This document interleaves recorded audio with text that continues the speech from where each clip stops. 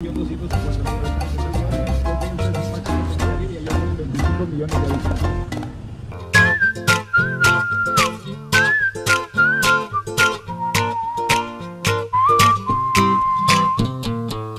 Compare with Puerto Vallarta, Nayarit and Rich, because in Puerto Vallarta 90% economy is by tourists, the other 10% is by farming. Right here only 30% is tourists, 40% farming and 30% fishing. Estamos en el...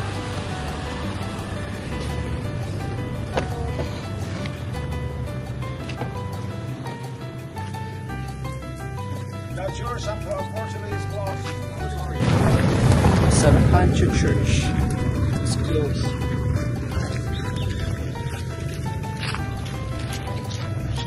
Lobat na yung fan mo? Sa akin buhay pa. Patagal pa malabat. Ha? Hindi ko na-charge. Tina-charge? Minsan sina-charge ko. Dalawa eh. The other one I charge it. This is San Pancho Theater. They do parties right here. Believe me, they do. Sometimes this is where, you know, not easy to walk. The people come to San Pancho. And over there they make a mural. They don't come to represent all the animals they have in the area. Wow!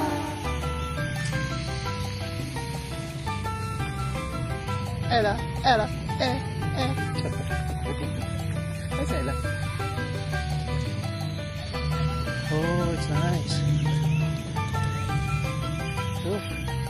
Wow!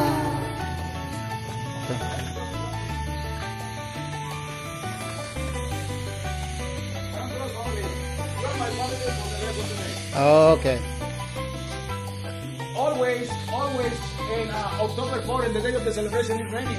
They building gates to the people covered from the rain. And also this place, they use it for the farmers market between November to March. That one represents the local Indians. The local Indians is the Huichol Indians. The legend says they Huichol cook the jelly. They fry it into the colors and they just put the apple one by one.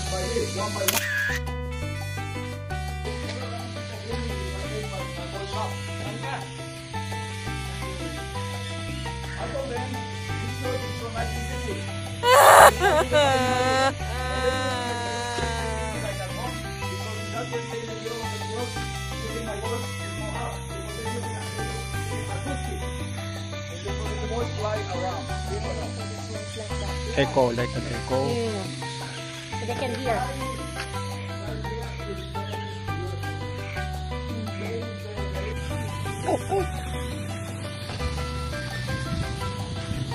Are we going na? Picture naman tayo dito sa church. Free.